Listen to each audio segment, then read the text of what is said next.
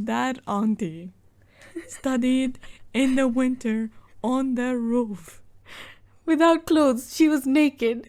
She had frostbite, she lost her legs, but look at her now. Huh. Look at her now.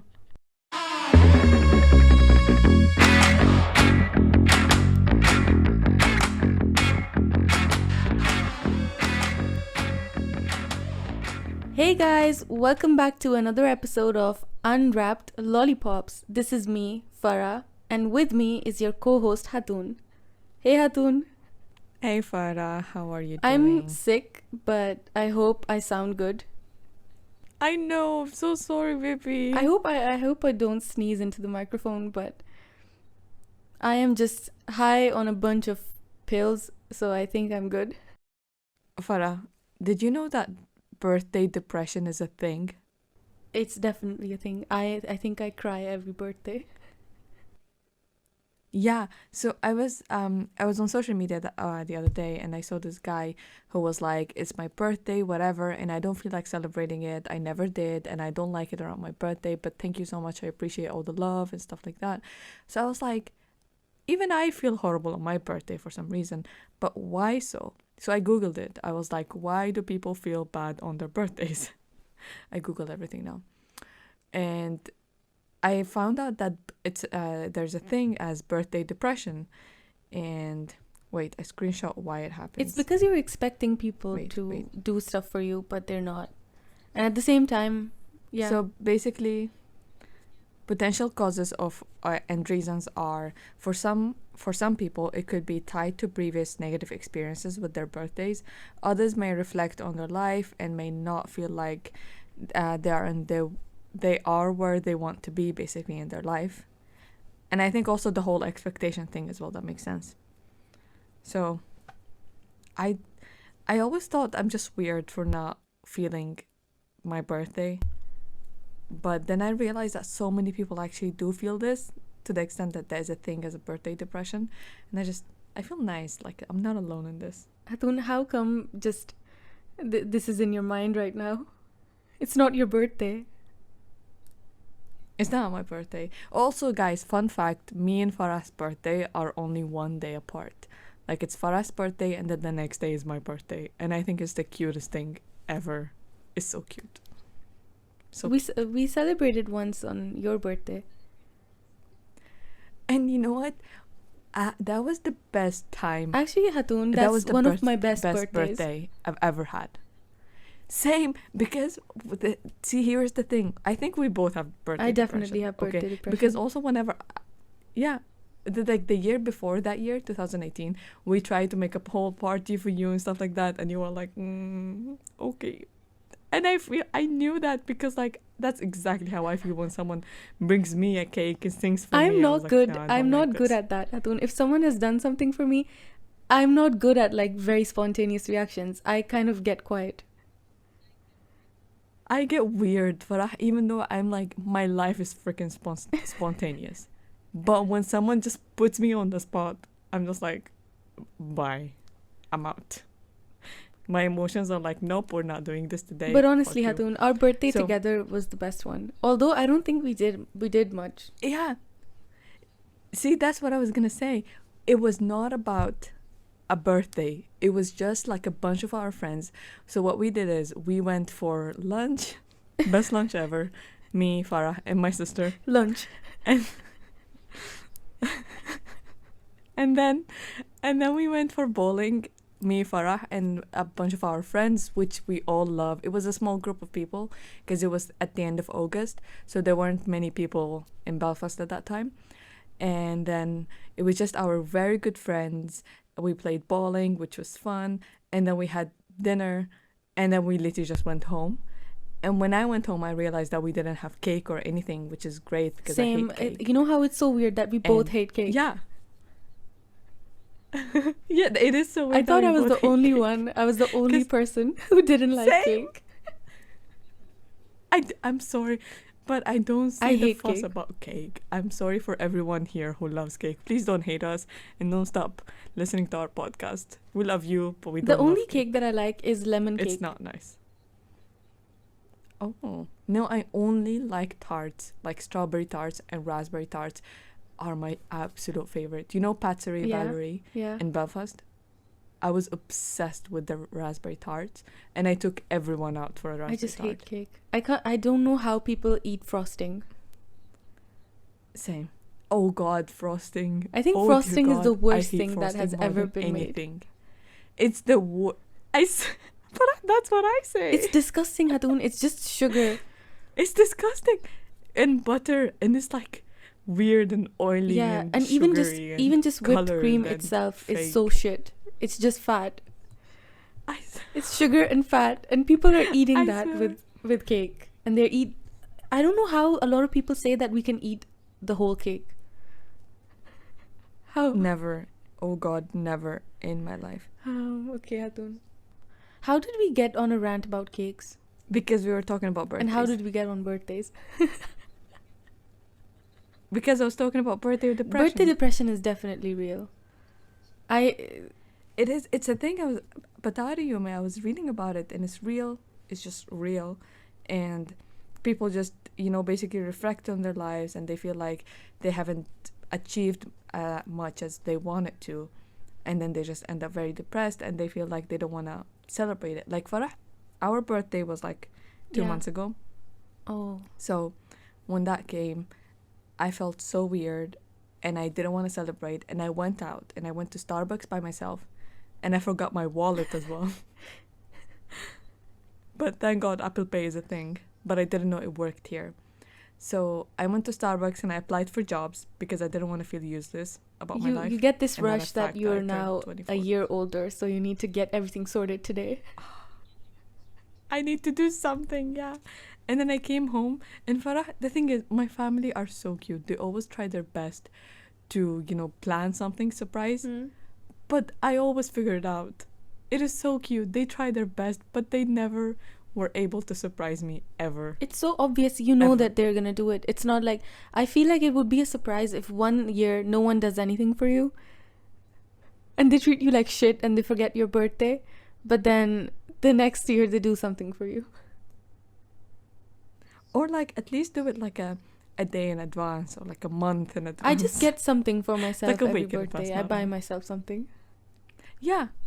And I think it's the perfect thing. Like just buy something for yourself. And if someone wants to celebrate me, let's go for dinner and no cake.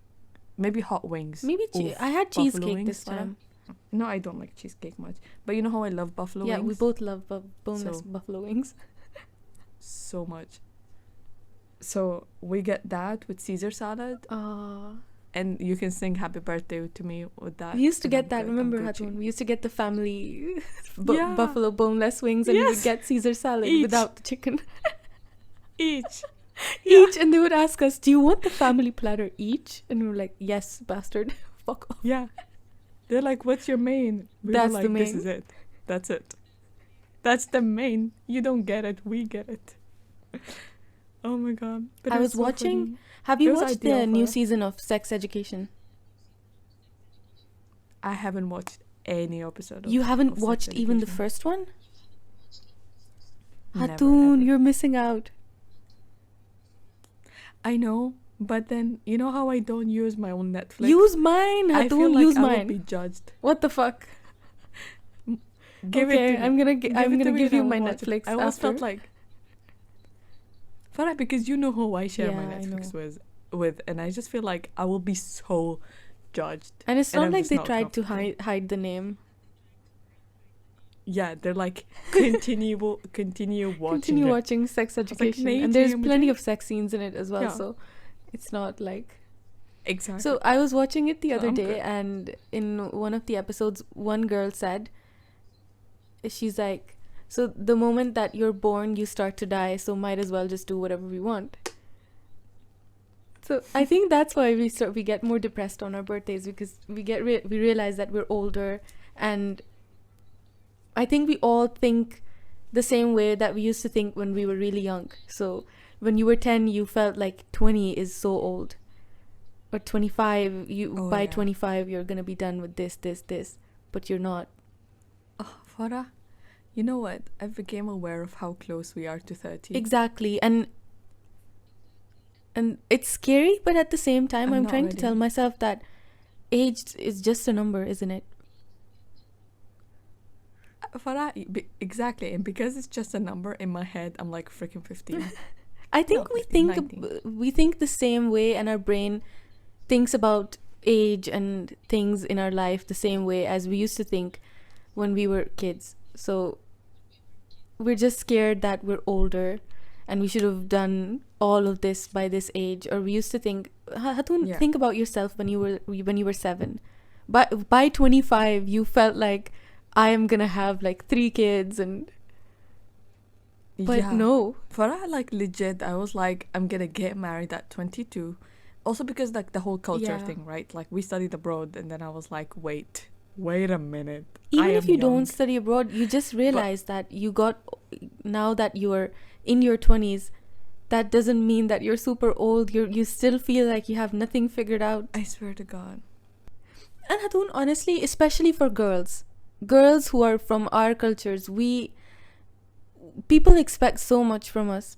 People expect that by the age that you are, and it's not even just because of people, Hatun, it's because of the people that we see around us, our peers. They have completely different weird lives that we can't ever imagine. Oh my God, Farah.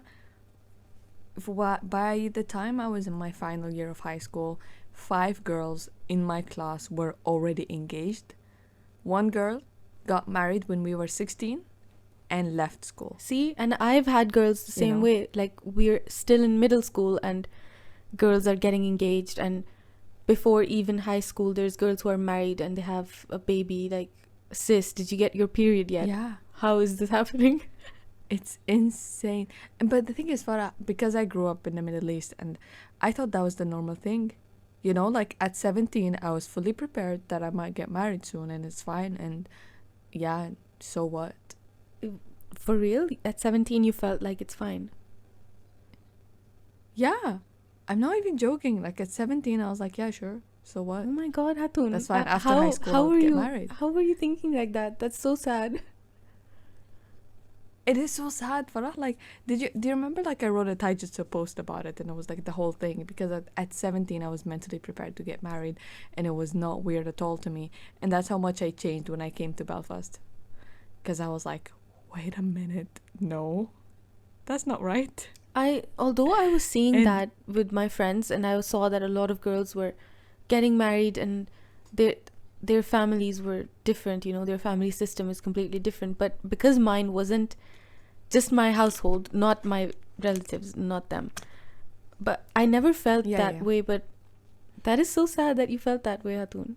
It is so sad. And the thing is, it wasn't my family. Like, I'm just gonna say this, like, my family never told me that you have to get married after high school, nothing. But again, it was the society around me. My family never really talked to me about it, but I just saw, you know, girls in school and everything, and I was like, yeah, that's the normal thing, so, you know, my turn will come one day. Now I'm like, nah, I'm young, let me enjoy life. It's like for not for boys, actually. It's a lot easier for boys. It is. Maybe not in terms... They don't feel this Yeah, pressure. maybe not in terms of work and getting a job. I think maybe everyone gets shit, Hatun, to be fair. Yeah. It's just different kinds of shit. Yeah, see, like, but the thing is, we mentally prepare ourselves for this way earlier than they do. But I think for them, it's also hard because, I mean, we're talking about people from our cultures. Like, that really does not apply to people from, like, Europe and the UK and all of that.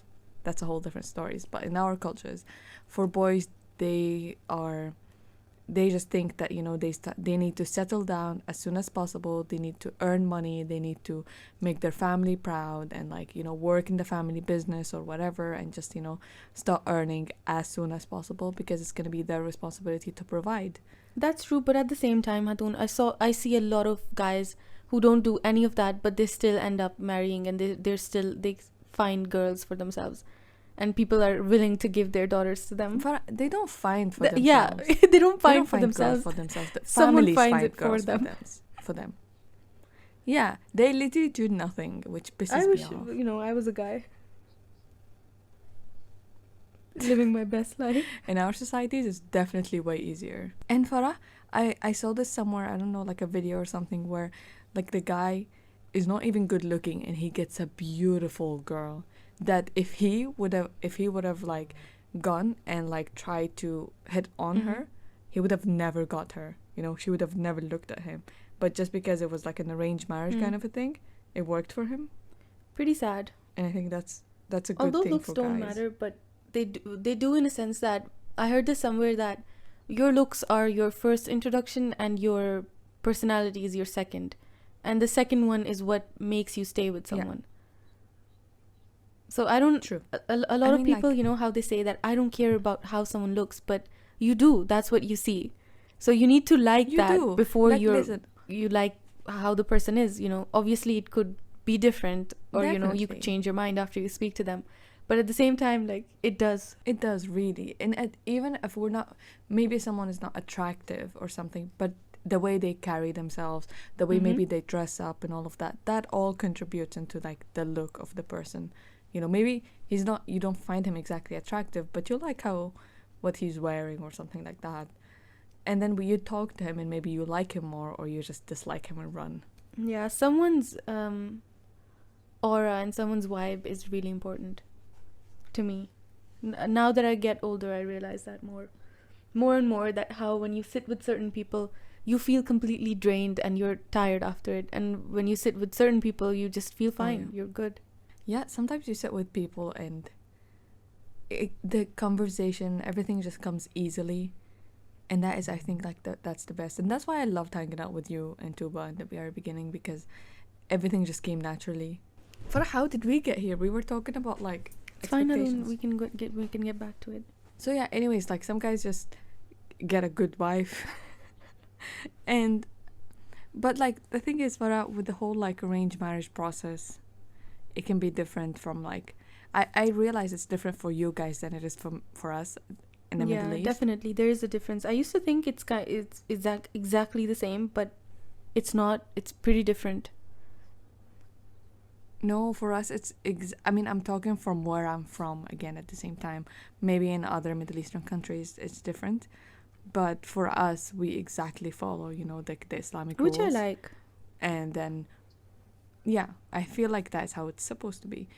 And then, like, people we give them time to get to know each other. And then, like, if they like each other, be like, okay, fine, go get married, bye-bye. By the age of, I feel like, not even the age, as soon as you graduate, everyone expects you to have a job. Oh, God. If you're a girl, already, have a husband, already have a child, maybe 2. You know? Yeah, just 2. You're a girl. You should have had one since the day we were born. What the fuck were you doing all your life? Yeah, be pregnant. Oh God, I don't know, pregnant twice in 1 year. Back home, that's very common. You know, the girl gets married, by their first year anniversary, they have like a baby. And I'm like, dude, so you're telling me you've been waiting all your life, and as soon as you get married, you have a baby? Like, just enjoy sex for a while. Just, yeah. I don't know, maybe we'll cut this part out of the podcast, but one of my I've heard her saying this. She got married really young. I think she was probably like 16. Mm-hmm. So she got married, and within a year she had a child. Okay. And she was explaining how sex was and how, you know, it felt for her to like lose her virginity on her first night. And she was like, for the longest time, for years, I was like, what is the fuss about sex? Okay. Poor girl was having bad sex for probably like a couple of years. Okay. And she popped out children. So imagine you're growing old with a person and you already have children and you've never had an orgasm. You've never had good sex. Oh no. I know. And I feel like most women are like that. No, wait, she's still like this? I don't know. I'm not sure if she's still like this or not, because I don't talk to her anymore. But I heard her talking about this and I was so sad. I was like... And I was pretty young, to be fair, Hatun. I don't know why I was in this room.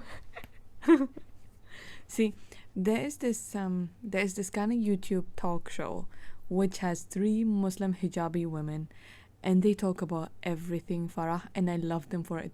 Have you ever seen 3 hijabi women talking and posting that and they talk about sex and intimate relationships with your husband.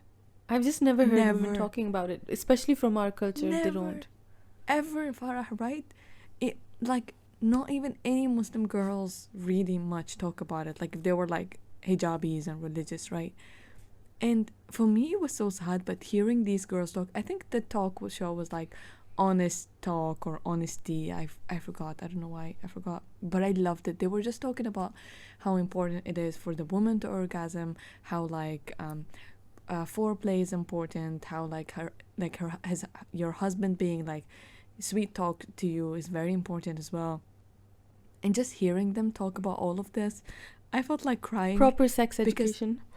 Muslim edition. Because Farah, why is no one talking about it like it's like forbidden? But girls are not aware of this. Like, again, they were telling this one story about this female who was saying, I'm married to my husband and I never felt an orgasm. And it's so sad. For how long? I'm not sure really, because I heard that like a long time ago, but I think she was married for years to him and she never had an orgasm and she never felt like he takes care of her needs, basically. Atun, that's just... Ooh, I heard this story. You know the thing that I was telling you about on Instagram? There's this guy who shares people's voice notes. Yeah. He shared a story. This was a long time ago. It was a girl and she was saying her story about how her husband has a tiny dick. Okay. Or maybe it wasn't even a tiny dick. Maybe he just couldn't get hard. So something like that, or he had bad stamina, something like that. And she's like, I've never had good sex, blah, blah, blah. But my parents wanted me to marry him because he's successful and he's rich and he lives here and he lives there. Mm-hmm. And she's like, we've been married for years, but now I feel I found this one guy that I started talking to and then we started hooking up. And she's married. Oh, God. Oh, and she's like, we started to hook up, but he's so good. He does everything so good. He's so good in sex and everything. So I keep going back to him because I was like, wow, like this is how important this is, but she's so scared to say it to her husband. Yeah. Because it's like, not leave easy him for her to say. Okay, Hatun. So about like expectations from people our ages, I was thinking that I understand that now it's like social media time, right? You see everyone doing everything. And before social media was like this prevalent, people weren't able to know like what all of their friends are doing or what everybody's doing or where everyone is at life. It was just physically impossible. Imagine, Hatun, like we follow maybe an average person follows probably more than 500 people. Yeah, I follow. Not your followers, but more. like people you follow. So that's your feed. That's what you're seeing every single day. Yeah. And realistically, like before social media, even if you had like 100 friends, imagine you have 100 friends, you were not able to know about their lives, right? Yeah. Keep up what each friend is having for lunch and what salad they're having. And who they're dating and who they're with and how successful they are or whether they look like this or whether they look like that or what holiday they went on. So you were not able to do that. You didn't know. You had like a handful or maybe like 3 good friends that you could know about. Even those friends, you couldn't know about them every single day. Like 10 times a day. But now, because of social media, Hatun, we have, imagine 1,000 people that we're following. We see exactly what they're doing and where they are at life. Yeah. And no one is going to put their bad, their shitty days or like their bad situations or them not getting a job. Like imagine, Hatun, I apply to like a job and I don't get it. I'm not going to share that email, am I? No. No one's going to do that. So, and no one's going to talk about problems that they're having within their relationships. But everyone's going to post that they got married. Yeah. And everyone's going to post that they're in this uni or they traveled there or they traveled that. But so you're seeing a couple of 100 people every single day. It adds more pressure to you as well. Other than the pressure from society, other than pressure from like your mom, basically. Yeah, so your family, their pressure that they were supposed to give you stayed consistent on the same level, but to add on to it, you have social media now. Imagine that. Imagine how, and I feel like our generation is the first one to grow up with social media It is. to an really adult is. age. Yeah. Not the one before us, not the one who's going to be after, like No. the one after us is like probably like, you know, kids. So they will grow up with social media, so they wouldn't know a time before it, but we knew a time before it We know. when we were Yeah, kids. we couldn't, like, you had to call your friend to catch up with her. Yeah, on landline you had to call them, but you Yeah. couldn't see what they're Yeah. doing. You guys, 15-year-old 14-year-old girls now, oh my god, like when I see that on social media that they're posing with like crop tops and like they're showing their stomachs and they're doing their hair and makeup and all of this stuff, swear. I get pissed. I report them. Farah, like, honestly, it's scary for me. I'm scared. Like, I was never like this when I was 15. I was so innocent and I was such a baby. I had the Game Boy and I would just like play with my Game Boy. And that was like the PlayStation, highlight of- Game Boy, Nintendo, Yeah. like proper like big ass computers that you had to plug in the internet to. Yeah. The other day I saw this girl. I'm pretty sure Hatun, she's 12. And That's she had a scary. public account and she was in my explore page for some reason. And Mhm. I looked at that girl, she's probably 12 years old. Like, and the way she was posing, Hatun, she was doing those TikTok dances where you throw it back. Okay. And I'm like, what are you throwing back? You have nothing to throw back. And I swear, Hatun, I reported her account. I was like, what the fuck? Where are her parents? But Farah as well, like, parents gonna, okay, that's another topic right now, but yeah, this generation is growing up very weirdly. Fucked. Honestly, like, I'm Everybody's scared to have fucked. kids. Everybody is. It's scary, but at the same time, Farah, people are having babies in our age. Yeah, Farah, someone's just having a now- baby. Someone's I just don't know. just now, Farah, I am invited to 3 weddings from all girls my age. 3 of them are my very close friends. They're all my age. 3 weddings. And I'm sitting here wondering what I'm gonna cook for my midnight snack. Yeah, I'm everyone loving at life. our age is just at very like completely different levels. Yeah, some are still in uni. Some are doing masters. Some have 2 kids. Some have businesses. Some are doing podcasts. You know? It is weird. And it has nothing to do about, you know how, Hatun, our life is a scam. That's how I've started feeling now. Your whole life, Okay. your whole life, Hatun, since you're a baby, you're 3 years old, they send you to school. Mm. Okay, since you're 3, so before you can even think or clean your shit, you're going to school. Yeah. And you start having classes and they start teaching you stuff. Okay, fair enough. We Yeah. need to know how to read. We need to know how to write. But they start grading you. You start to get grades, right? Yeah.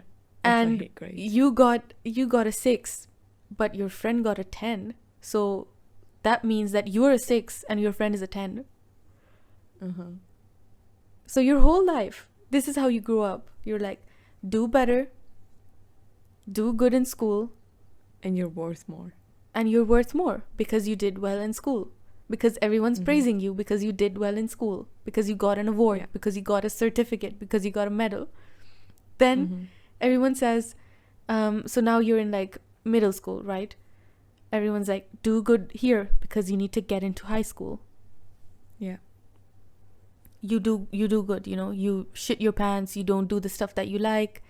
You have like 5 tuitions, you have this class, you're playing with your study friends. all day, all night. Yeah, you're doing everything and you get into high school, right? And then they're like, you need to, this is the most important year of your life. This is the most important Oh, years of God. your life. You need to do well because you need to get into uni, Yeah. right? And all this In a time, good like uni. it's in a good uni. You've never really thought about the stuff that you're doing, that you want to do. You work really hard and you get into uni. And then they tell you that you need to do really well because they're grading you all across your years till you're 22, 23 years old. They're going to keep grading you. And grade is a number, God. and one number is higher than the other number, and that's just a fact. Yeah. So you see Yeah. the numbers. There's nothing to hide. There's no feedback. It's not like they care about you, so they're giving you feedback. They're giving you No, it's numbers just because numbers. that's the system, isn't it? So you Yeah. get to a point in life where, okay, you got the number that you wanted. So now what? Now get a job. There's no one to give you a number anymore. No, now get a job. And then they tell you all these numbers that you've worked so hard for more than 12 years of your life. Or 16 years of More your than life. 12, Hatun. Since you were 3 to Six- imagine you're 23, for 20 years of your life you've been working Yeah. for these numbers, and they're And worth shit. For all these years, companies keep rejecting you again and again and again and again, telling you you are not good enough, smashing your soul a bit by a bit each time. And you are supposed to pick yourself up and say, no, I am worth it. Yeah, I And am this does worth not a define number. me. I am worth more than a number, Farah. And you know what? This is exactly like, for example, this is what happened with us, okay? We worked really hard throughout our lives. We got into a great university and we applied to shit tons of jobs. Hmm. And I keep getting rejections after rejections. Today, I woke up to a rejection, Farah, and it became normal. And at some point, I was just like, why the fuck did I work all these years? For what? Why are these companies telling me my years, my efforts, the nights I spent crying, the nights I didn't even sleep, but I just had caffeine for blood, are not worth it? Because at the end of the day, Hatun, when you think about it, institutions and schools and unis are still service providers. They are still a business. They're making money. They are. Okay, I that's was depressing. I read this article the other day, and it was like, is meritocracy a myth? And What I is read that? up on it. Meritocracy, as in like merit. A what? Merit, like as in how much numbers you get, or like who is better than the other person. Oh, okay. You know, like for example, when you Mm. apply for the loan, the university fund thing from your government, there's a certain merit, right, that you need to meet. Yeah. So it was Okay. like, is it a myth? And there's a lot of arguments, and there's a lot of people who are like speaking about it now, that it doesn't matter, like even if you were the top of your class, or even if you were like, you know, the smartest kid, the highest IQ level, it doesn't matter, because at the end of the day, your like level of success does not depend on your merit. No, never. It's just the network of people that you are from, and most of the times that people who are able to get into their dream jobs, or they're able to open their dream businesses, are people who are from a certain group of people. Yeah. They know a certain group of people, they have connections, they have this, they have that, but it's not people who are genuinely smart. And whenever, Hatun, in our society there is one person who doesn't come from this elite group, and who doesn't come from a really posh family or a rich family, and they're able to get like ahead in life or get successful in something, every single parent is quoting that kid. I swear to God. Every that single freaking parent is kid. like, this kid did not have this thing that you had, but Farah, look at them now. we had this neighbor who would study apparently in her country on the roof, even when it was cold, because See? she lived in a room where like all she and her siblings had to sleep, there were like 10 siblings, I don't know how much, and she studied on the roof, and now she's like a great teacher. And my mom keep telling me the story again and again. And there's this And one I'm story like, that my mom has always told me. It's about this one guy, not even this guy, it's like a family of kids who were unfortunate, or like they were not that financially stable, and they had one room where there was one light bulb which would only turn on like for 10 minutes in a day, and they would study there like 10 minutes in a day. I don't know, something like that. So, and they're still successful. And every single person and their mother Exactly. and their father is quoting fucking Malala every single day. And it's like, Farah, like, my mom keeps telling me every time I complain about not being able to study, or an anxiety or depression, she just goes like, that auntie studied in the winter on the roof. without clothes, she was naked. She had frostbite, she lost her legs, but look at her now. Look at her now. I was like, मैं मर जाऊँ? मेरे तो कोई feelings नहीं है. This is just where we're at. Everyone's like, look at Malala, you know, this. She comes from this family. People were trying to She was shoot shot. her. And I'm like, she's not successful because she was studying all these years or she was working really hard. No. She's successful. If she got shot. Yeah, she got shot and she's successful because she survived being shot and everyone knew that she's shot, not because of the stuff that she was doing. No. There's this really smart guy and he said that the way our brain works is that if we know something really well, it becomes second nature and we stop thinking about it when we're doing it. It doesn't like interest us anymore. But if we don't know something, we keep trying to do it and that interests us more than the stuff that we already know. And the thing that we've been taught all our lives is that if you're not good at a certain subject or if you're not good at a certain thing, you have to get good at it. Yeah. Not the thing that you're naturally like good at. You should be pursuing that instead, so it becomes second nature and it's easy for you. Hatun, this story about arranged marriage, I read this on a group and it spooked the shit out of me. Have you seen that the Turkish scary movie? Which one? Wait. Is it Jane? No, I think it's something with a D. I think it's called Dabby or something like that. No, I haven't. I'm probably saying it wrong. So I've seen like two series or what, like two of the movies from it. Okay. They're scary as shit, right? They're really scary. They're literally the scariest movie I've ever seen.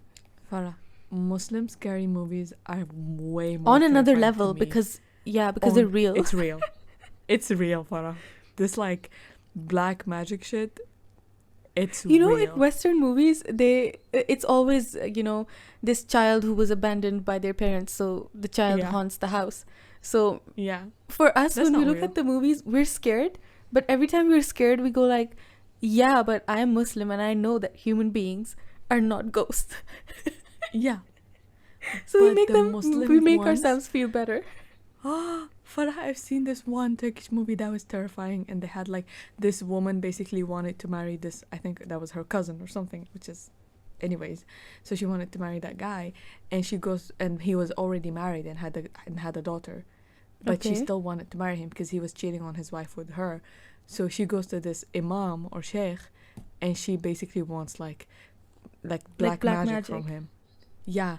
And like he goes and digs a grave and gets like the leg of the whoever that dead person is, and he gets like her hair and his hair or like his wife's hair or something, and they mix it with pig blood and something, and they read some, Farah.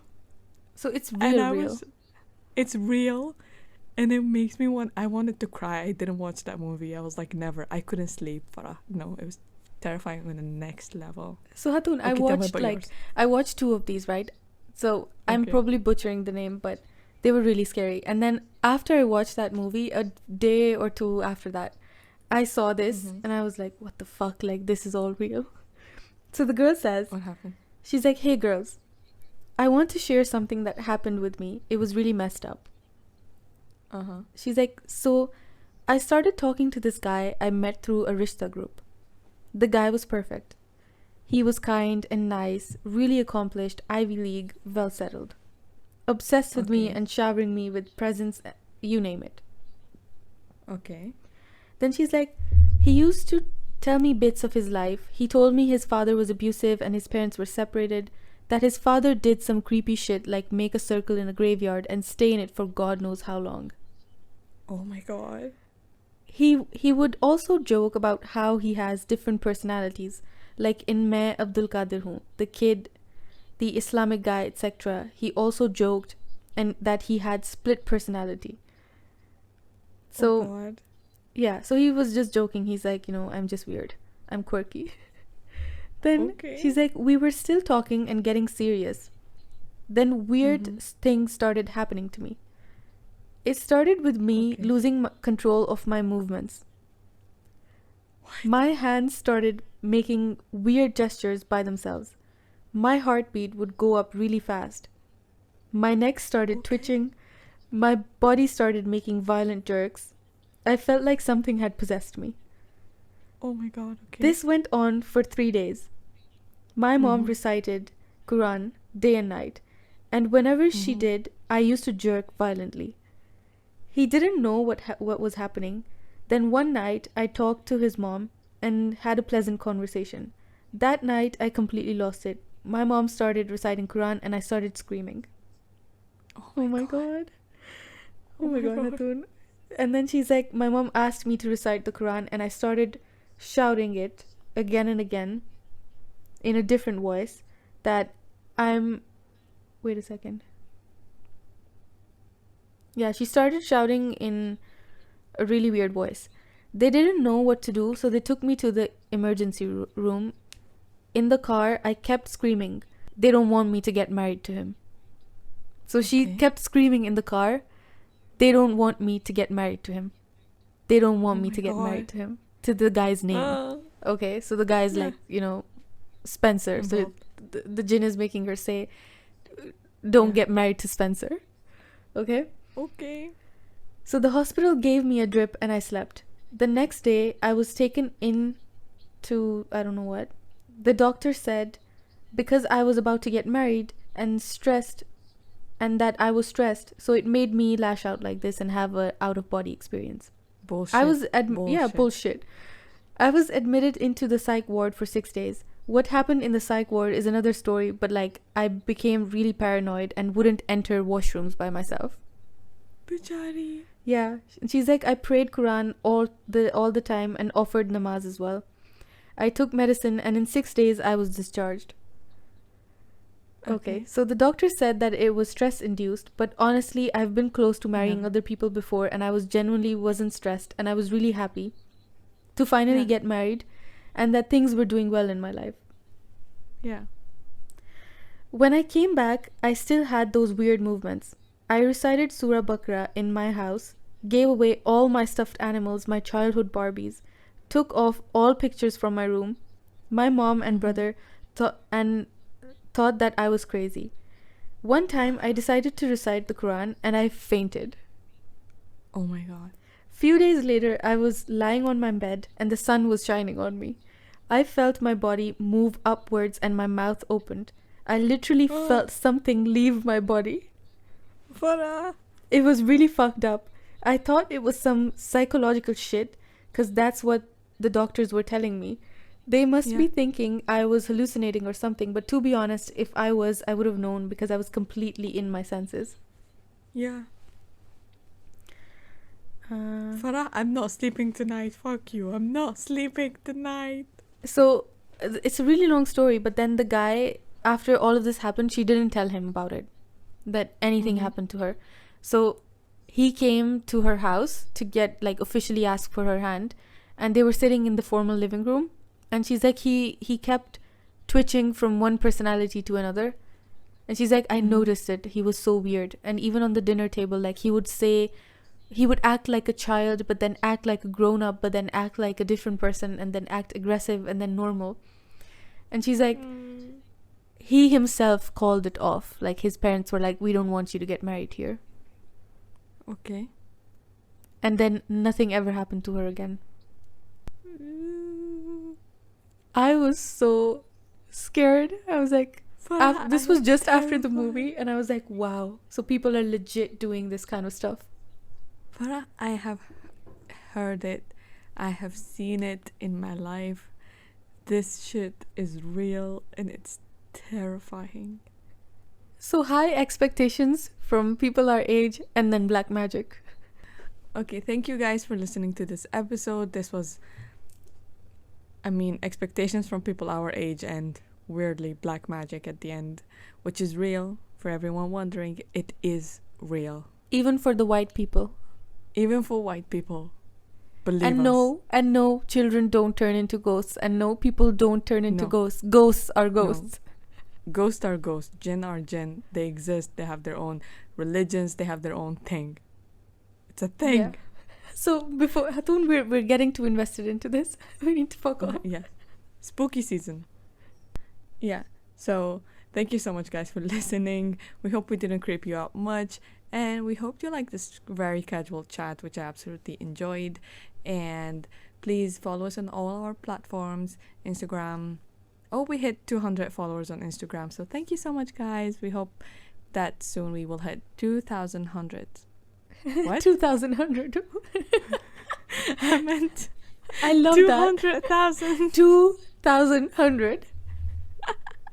Fuck numbers. I meant 200,000. We're engineers. 2,100.